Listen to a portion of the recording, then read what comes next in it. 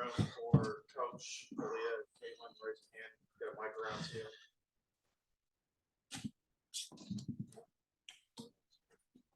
So, no, Christian, no, Doug.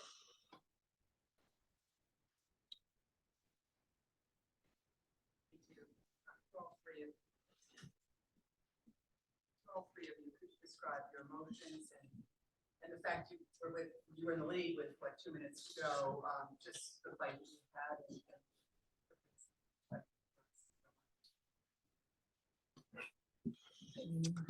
Yeah, I mean, obviously you never want to lose, and especially losing right now with the chance to go home and get one more game. It truly sucks, but I think just being able to get a taste of this playoff feeling. I mean, they're a veteran squad. They make the right reads. They hit some tough shots.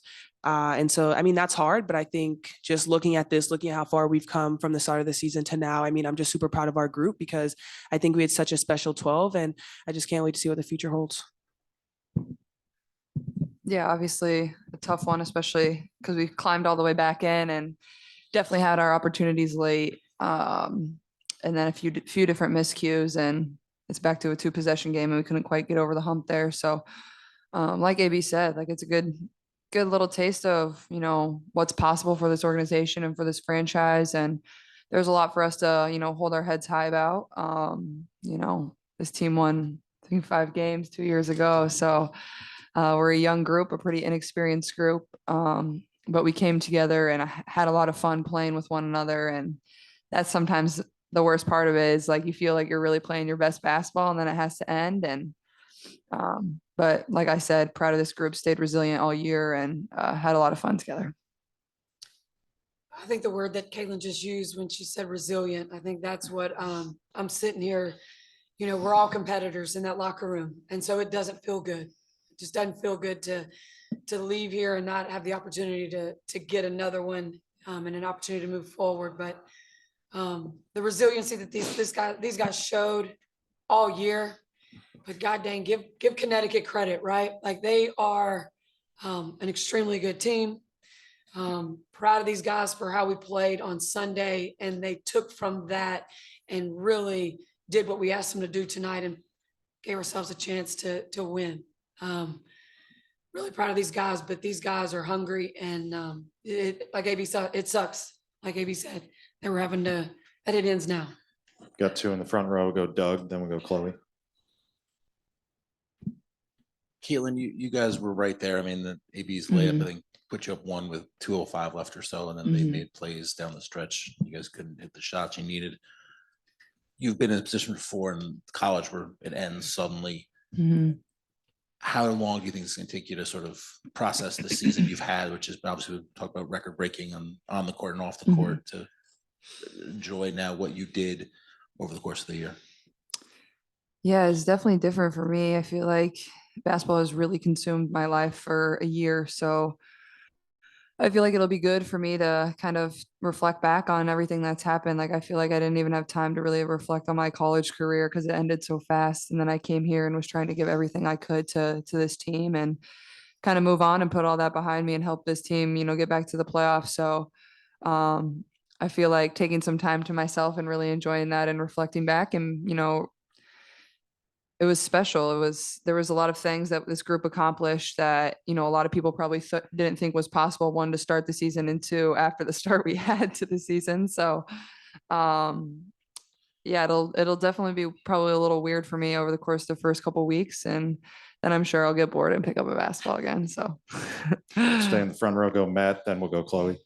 Yeah, Christy, despite the result, obviously a spirited effort. Was just curious what your message to the team was at half, what the atmosphere in the locker room was like, and then obviously, you know, after, you know, just a little bit ago and processing the loss and what you said. Yeah, halftime. What would I say? Win the game. Win the game. That's what. Yeah. yeah, Halftime was a long time ago. Yeah, it was. I mean, these guys never were in a position that we couldn't win this game. You know, we were right. whatever it was at half. And we just kind of kept, like, it was like an engine. We just kind of kept getting better as the game went on. We kept putting them in bad, situations that they had to make decisions as it relates to, when Caitlin was pushing, and then we would get AB a touch, and then the floor would just space out, and we were getting the hollow touches, and then we were getting those mismatches. I mean, everything that we talked about that we knew would help us be successful tonight, we did that. I don't even think we made an adjustment at halftime. We watched a couple situations that we knew we could be better at. Just the final game is just one you can't even explain, especially when it ends like that. And as hard as these guys played, and as proud as I am of them, and from the start till now, to end 20-20 and 6th in the league. I mean, we started 1-8. I mean, that's just unprecedented. And these guys, they fought, they worked, they got 1% better every single day. I just kept telling them, nothing defines us but our effort and our heart. And they did that tonight. They did that tonight for sure. Stay front row on the left, Chloe, then Andrew.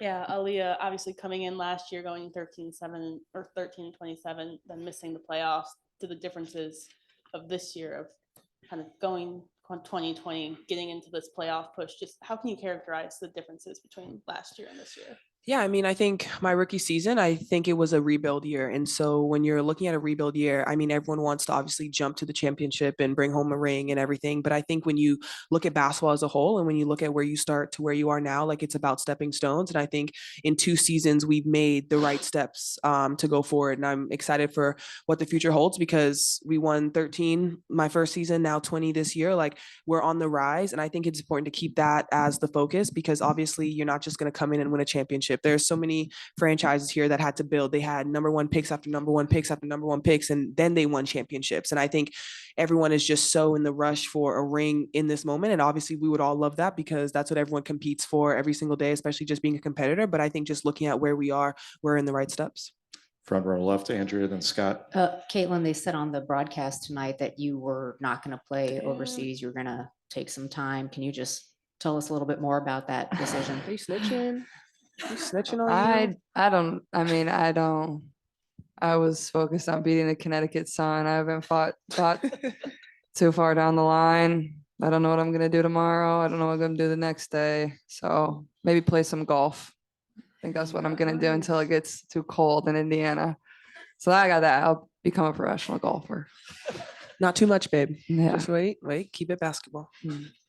Go Scott, then we'll stay in the second row on the left for the next 2. Christy, you're up, I think, a basket with 2 minutes to go, and then kind of that late game execution. And I think we talked about the start of the season. I think a couple turnovers, and then how backbreaking were those 3 straight triples that you guys yielded? Yeah, I know there was a time where I went into the huddle and I just said, score. And I think we went out and executed, and Kelsey came open on a wide open 3, and it just didn't fall. And then we had another opportunity, and we got downhill and got to the rim. Had some other people open as well. I think I need to go back and look, but I think these guys are executing late, and then you just, then it's about the basketball gods, and if that ball's going to fall.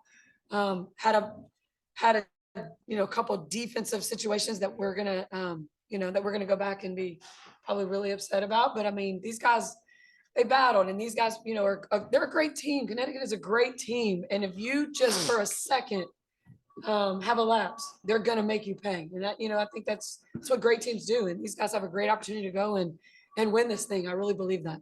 Next 2 on the second row to the left. Hi, Caitlin. This question is for you.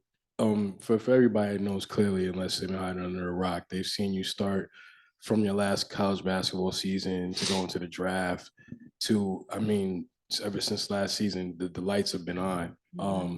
Being as it's your last game for the season, on a scale of 1 to 10, physically, how do you feel? I feel pretty good. I'm still young, so I don't know. I feel pretty good. I don't know. She could probably play another 40 as well. I don't know why they take me out. That's all I have to say.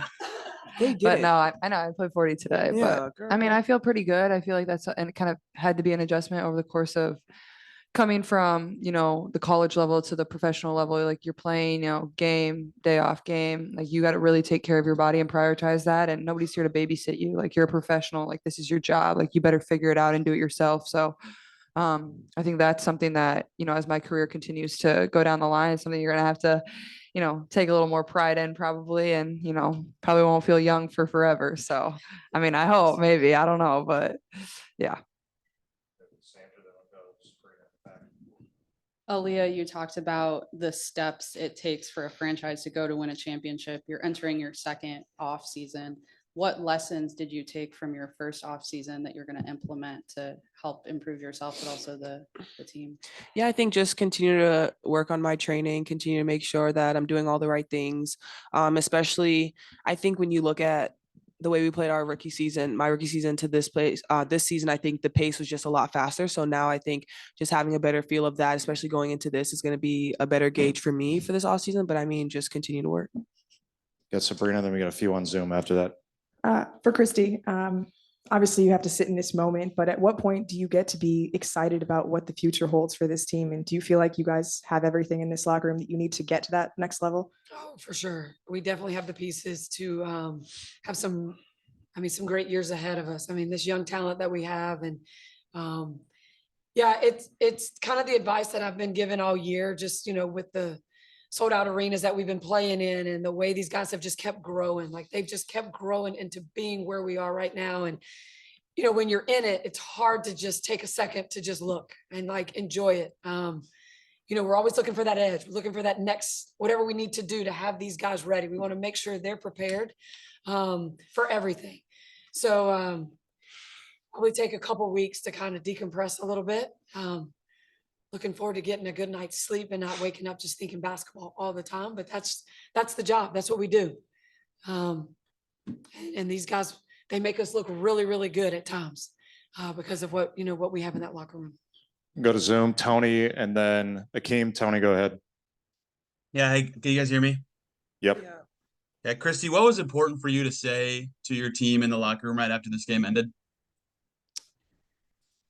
I just reflected on the season a little bit, just of, the start and how proud I was of them for their growth.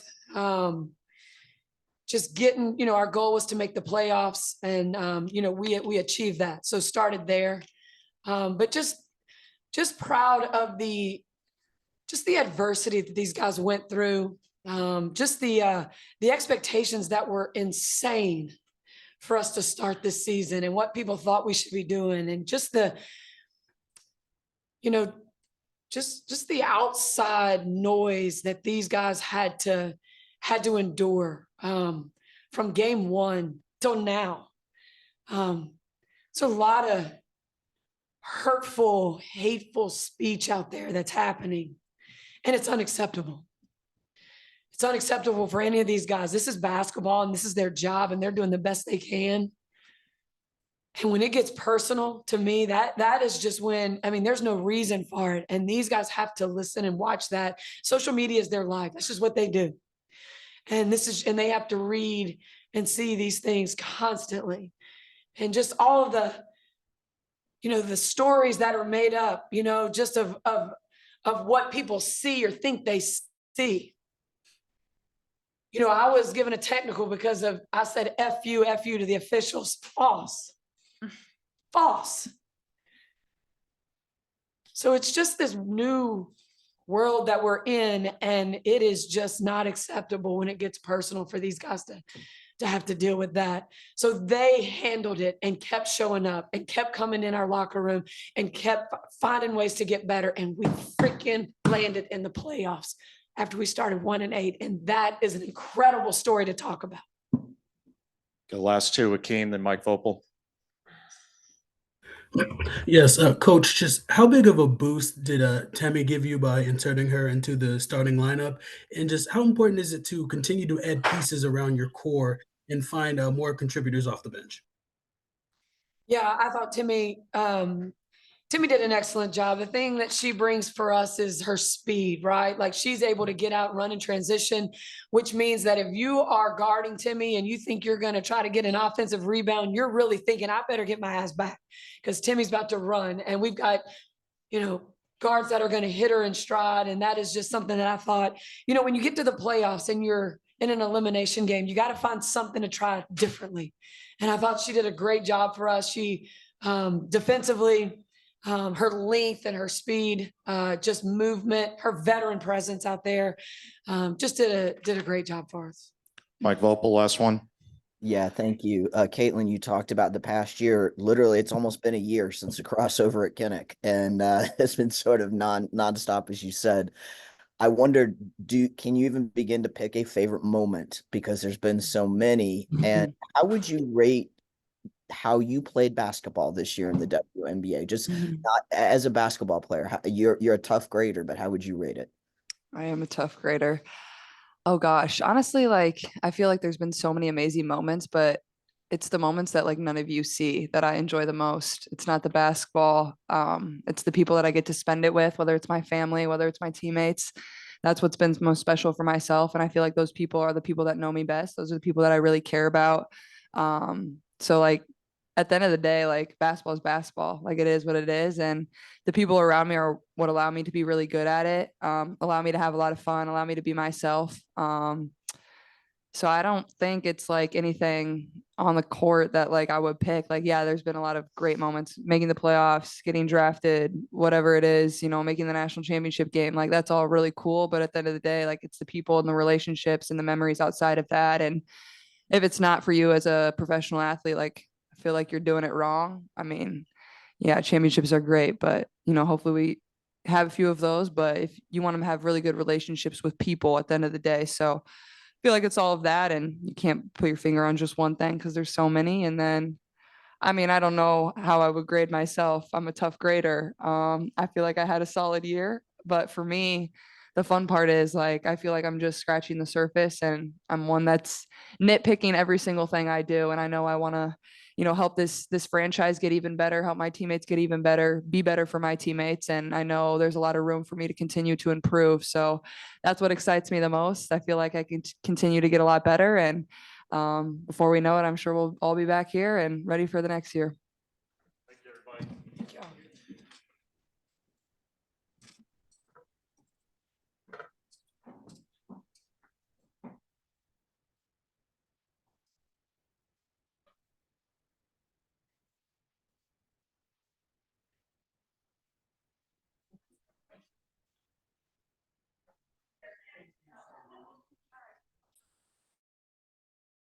Janae Carrington, taking questions in the room and then on Zoom. Anyone like to start? Here.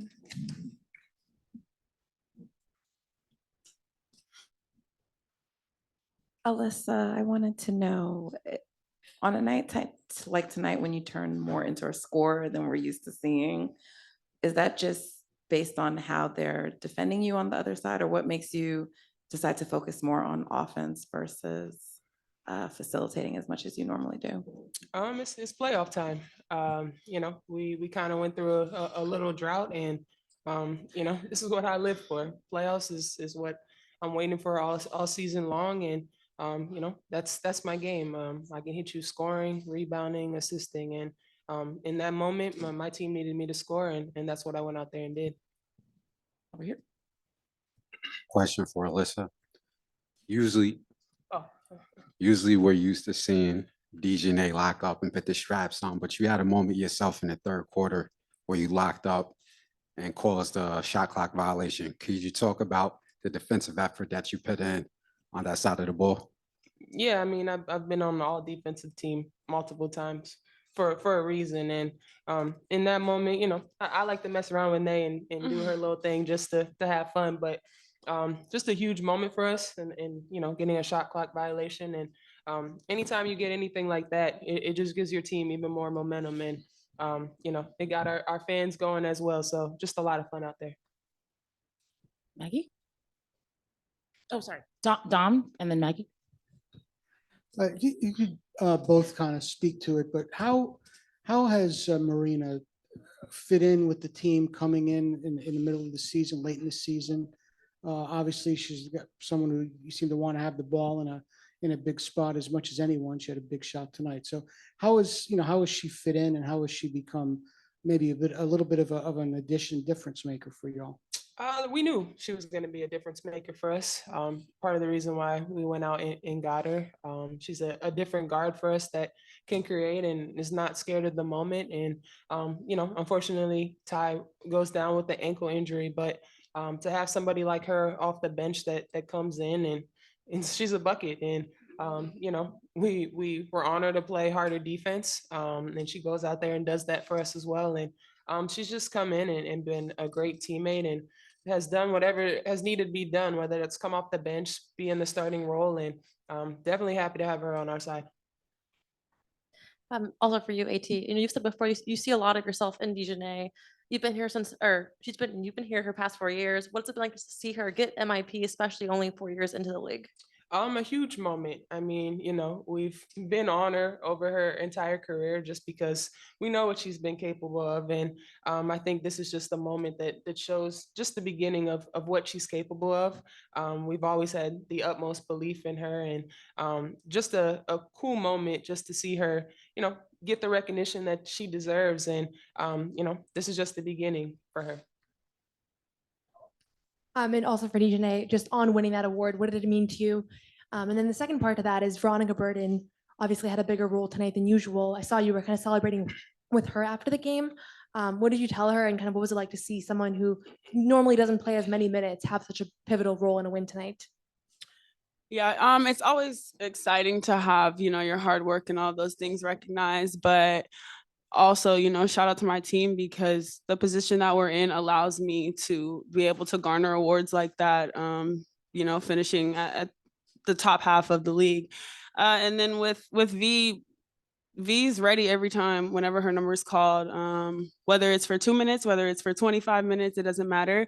And she's been on the all defensive team in college, and she knows that that's one of her roles on this team is to pick up and to guard people 94 feet. And I think she did an amazing job of that, especially.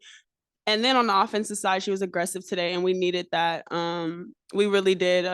She had to step up. Like AT said, Ty's down right now, and other people had to step up between her, Liv, Marina. Like they had to step up, and they did that.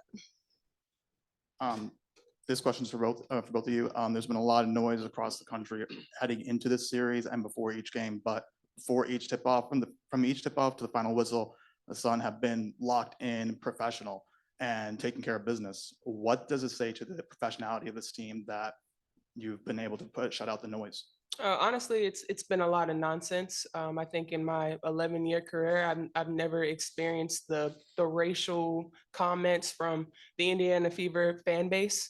We had her face on a serious matter that happened in this world, and it's unacceptable, honestly. And there's no place for it. And we've been professional throughout the whole entire thing, but I've never been called the things that I've been called on social media, and there's no place for it. And basketball is headed in a great direction, but nah, we don't want fans that are going to degrade us and call us racial names. I mean, we already see what's happening in the world and what we have to deal with in that aspect. And we come to play basketball for our job, and it's fun, but we don't want to go to work every day and have social media blown up over things like that. It's uncalled for, and something needs to be done, whether it's them checking their fans or this league checking. There's no time for it anymore. This question is for Dejanay. For your fan base and for young girls that follow you and your fan base that's been following you from day one, I mean, they see, the way you play, the swag, the outfits, your personality. But can you speak to what they don't see behind the scenes that put you in that spotlight today, that people noticed you were the most improved player tonight? I think it's just like I've had a journey to get to this position, from high school to now, just all the injuries, the year-long rehabs. Like, unless you go through it, injuries like that, like you really don't understand what it takes to get you out of those places. And so, like, whenever I'm on the court and whenever I'm playing, I literally think back to those days in rehab, those days in physical therapy and all those things. Just wanting to be able to stand up, wanting to be able to bend, wanting to be able to straighten your leg, just like the little things. And I think it makes you play with a greater sense of urgency, a greater passion. Just, I mean, you see, I'm out there, I'm having fun. Like, I love basketball and I know it's like to have it taken away. And so I think that that's the biggest thing for me, is that every single time I'm out there, like, I'm gonna go 150%. And I think that that's what they've seen over the years since I've been with Connecticut. Dejanay, so recently you had told me that you recently told me that you didn't think you were going to win most improved players. So what was your initial reaction to winning the award? Yeah, I literally didn't. All right, I'm gonna take these out. But no, I definitely didn't think so. And not because I didn't think I deserved it, just because, I mean, Connecticut, we don't get the love and the hype and stuff that we, I think, deserve and have earned. That's first. And second, I've never really like won awards before. I've never been an All-American besides like academically, which I guess is cool too, but I've never been an All-American. I've never like been player of the year for the conference, like, different things in college. And so it was just something that I don't get my hopes up for, I guess, more so for awards and things like that, because you never want to be let down. And so when it did happen, I was super, super surprised. They were like, Kathy wants to call you. And I'm like, oh my God, what did I tweet this time? But it was good because Jen didn't tell me it was for something good. But yeah, I was just excited. I was at home. And it was a special moment to share. AT, I know you don't know who you're playing next, but you do have a couple days to rest, recover, recuperate. What's it going to take to win that next series, whether it's Minnesota or Phoenix for you guys? Yeah, first, I'm just proud that we finally got it done and won a 3-game series. We finally locked in and took advantage of home court advantage. But we're ready. I mean, I think we're tested tonight, and it wasn't pretty, but that's the nature of playoffs. And we pulled out a gutsy win. But this team is hungry. We're ready. As you can see, our bench, everyone on our bench is contributing as well. And we're just having a lot of fun, and we're ready for what the playoff journey is going to unfold.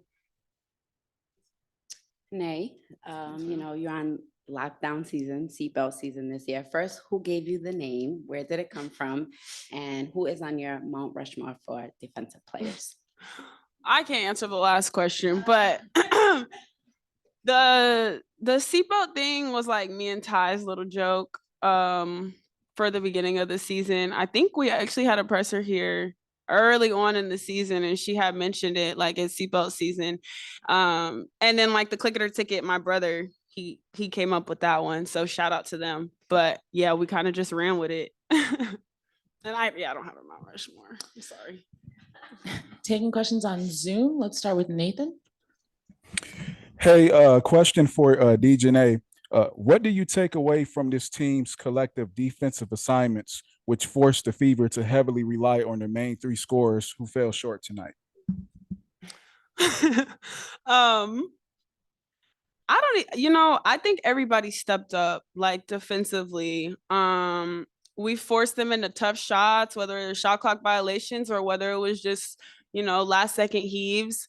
I think Marina did a great job when people tried to ISO her. Veronica, obviously, I had already mentioned that. Liv stepped up huge, and then you know what you're going to get from AT and DB every day.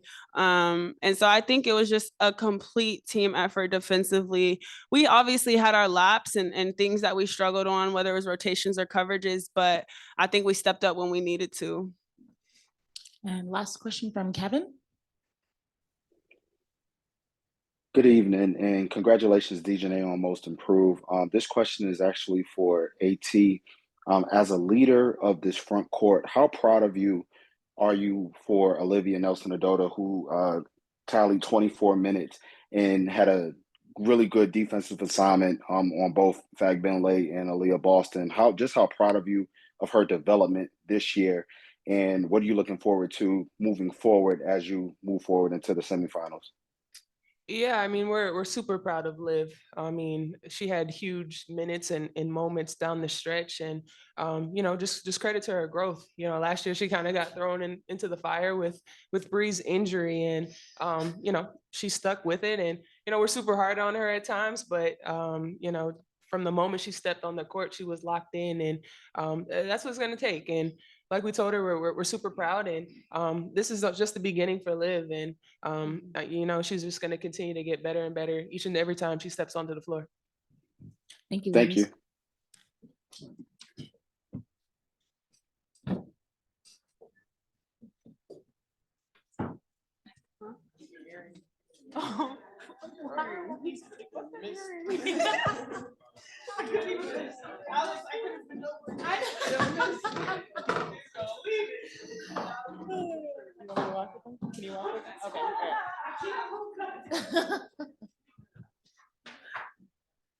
I have head coach Stephanie White going to do a quick statement, then taking questions in the room and then on Zoom.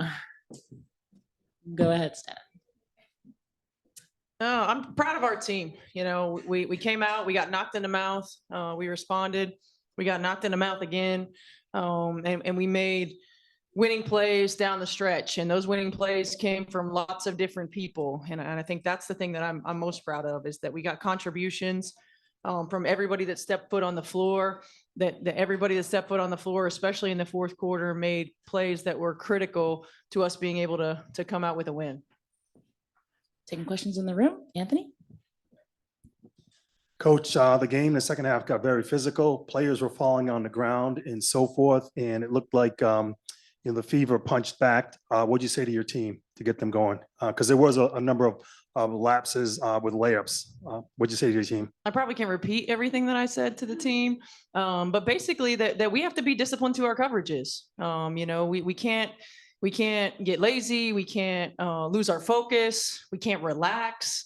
I mean, Indiana's a hell of a team, and they have 5 players on the floor that space the floor really well and can hurt you in a lot of different ways. And we weren't locked in at times, or once our guy got rid of the ball, we relaxed, and you can't do that. You can't do that anytime, but especially in the playoffs. And so just, you know, again, holding them accountable to the standard that we need to play to be able to advance in the postseason. And we responded.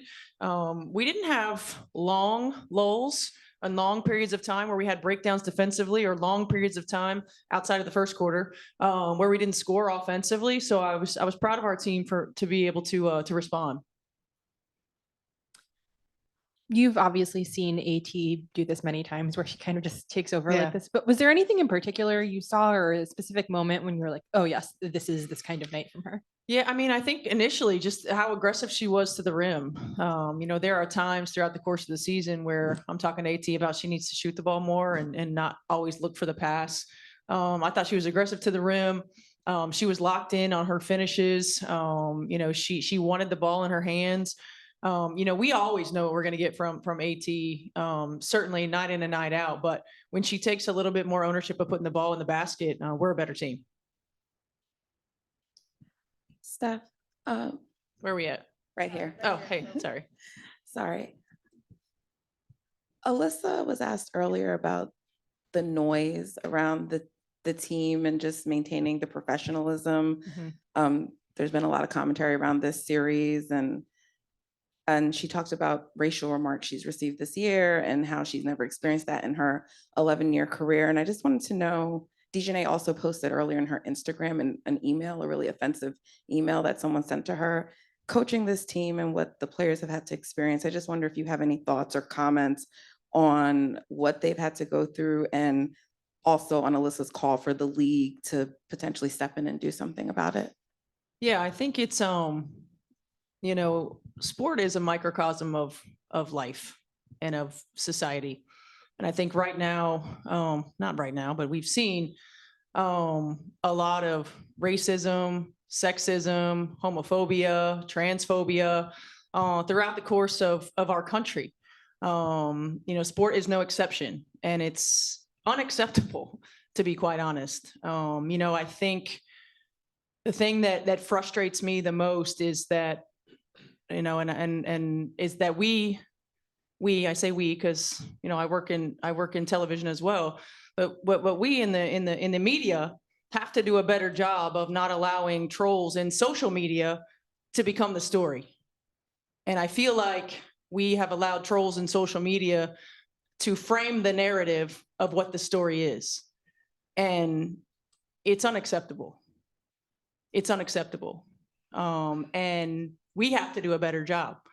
You know, I realize that, you know, everybody's job is predicated on what's read, what's clicked on, what's whatever, what's watched. I understand that. But I also feel like we have a responsibility to be better when it comes to what we're representing, when it comes to, I don't want to say protecting, because these women don't need protected, but when it comes to making sure that the narrative is about what we do. And it's not about who's being attacked, how they're being attacked, and we make that newsworthy. You know, I applaud our team for maintaining their professionalism. Not just our team; it's a lot of teams in our league. It's a lot of athletes, not just in our league, who get attacked like this. And so I applaud the professionalism. You know, we continue to encourage them to silence the noise, control what they can control. You know, I don't go on social media for that reason, and it's protecting my peace. But I also realize that that's a privilege for me. And so I just encourage everybody to take a step back and think about if it's your sons or your daughters or your nieces or your nephews or your children, for goodness sakes, because if my children were being harassed like this, I'm not sure what I would do. I'm not sure what I would do. So we've got to get back to keeping the main thing. And I'm not talking about criticism, because that comes with the territory. Like that is what it is. Like that's part of it. I get that. But the narrative doesn't need to be controlled by people who are just, you know, on their keyboards spewing hate and negative vitriol everywhere. We saw that Bree took a pretty big hit to the shoulder early in the game. I was just wondering if she's okay. She did come back, but how is she just feeling? I haven't been able to check in with Breezy yet. I know that she was sore. I think she came back with some tape on. You know, Liv was giving us great minutes, so I didn't really feel like we had to expose Breezy from that standpoint. Want to make sure that she's good, she's healthy, and she's ready to go. Hey, Coach. Last 2 minutes, they took the lead, you know, I think with like about 1:58 left. What did you think was the separating factor for you guys down the stretch? I thought our veterans made winning plays. You know, DB hit a huge three. She had struggled from the floor. She hit a big three. Marina hit a big three. I thought AT's decision-making and facilitating was outstanding, you know, on point. You know, we just did a good job, I felt like, of answering and making shots and getting stops. Steph, so sorry, I just totally lost my train of thought. Yeah, I'm so sorry, I don't know, I totally lost. It happens to me all the time. I call it CRS. Steph, I know you don't know who you're playing next round, but you are in the next round. Yeah. How nice is it to have a couple days to relax, recover, recuperate, and get ready for that, whoever the opponent is on Sunday, for you guys? It's nice. You know, I think for us especially, we've got a veteran team. We're a little banged up. You know, it gives you know, Ty another couple of days to go through rehab, to rest, recover. Same thing for Breezy, to make sure that she's good to go. You know, we played heavy minutes in DBAT. I'm not sure if she, you know, outside of the last 3 minutes of game one, that she hasn't come out. Marina played heavy minutes. So I think for everybody, just to be able to rest, recover, you know, and it's been a heightened series in a lot of ways, physically, mentally, emotionally. So to be able to just come down, relax, get some time away, you know, get a day off is going to be big for us. Emily and then Scott. Okay, we're back.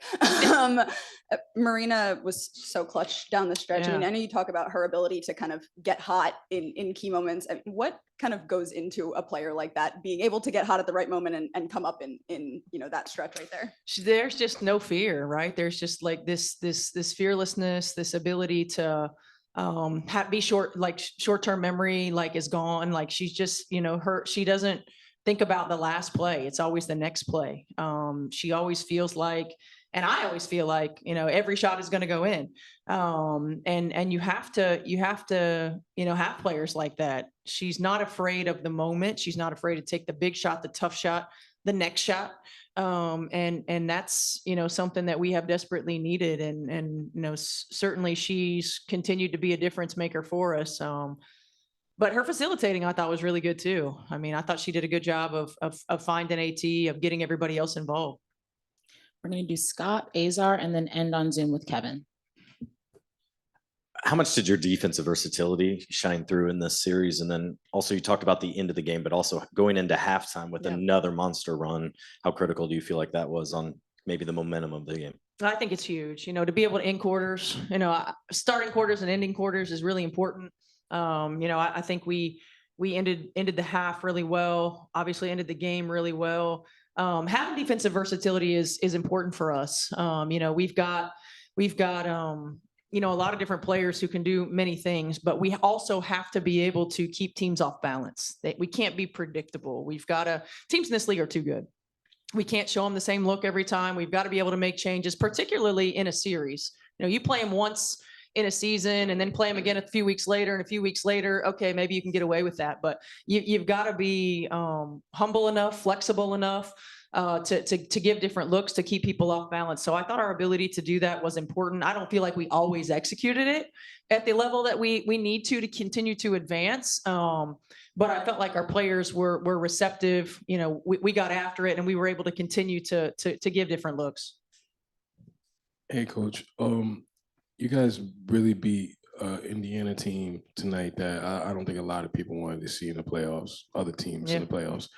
And you beat them down the wire. And then clearly, of course, now this next round, we know that it's going to be New York and Vegas, that all eyes are going to be on them. And whoever wins tonight, you're going to be playing them. Does it give you, how much of an advantage does it give you when it seems like all eyes are on everybody else and they're not on you, being that you consider the outcome of how you guys play and you've beaten the last 4 or 5 teams that's in the playoffs right now? You've beaten them. And how much of an advantage does it give you when everybody's eyes is on everybody else? I don't know. I mean, I think when you get to this point in the season, everybody's bringing their best, and we know that no matter who we're playing and no matter who else is playing, teams play at an elite level in the playoffs. And so, yes, everybody's going to be watching New York and Vegas. It's certainly a series of a rematch of the finals. There's no doubt about it. But we got to control the things that we can control. And we're going to either play Minnesota or Phoenix. We got to be ready to go because both opponents are quality opponents who have positioned themselves to be competing for championship. And so we got to be locked in to taking care of us, to focusing on our next opponent. And Kevin? Good evening, Coach White. Olivia Nelson-Adota and Veronica Burton each had 24 minutes each, totaling 18 points, 9 rebounds, and 3 assists.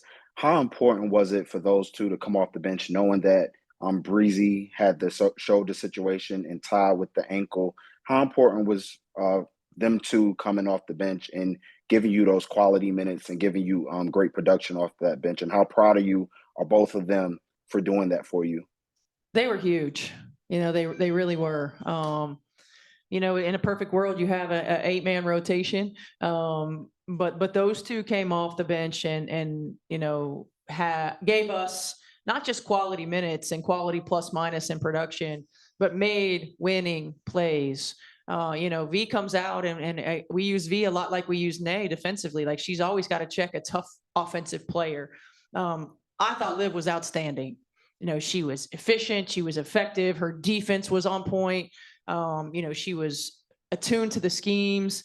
Her length causes problems. And, in a game where Breezy didn't have it in a way that she usually does, plus the injury, I thought Liv was huge for us. They both really were. And so I'm incredibly proud of them. We're not a team that's built to be carried by 2 or 3 players. We're just not. We're a team that needs everybody that steps on the floor to be productive and to make winning plays. And I think even outside of the stat sheet, because they were both really efficient, they were both really effective.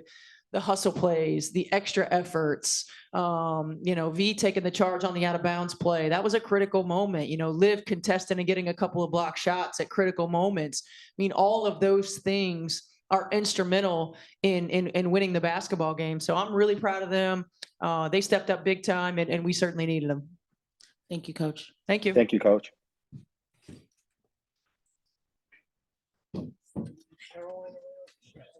Thank you. Yes.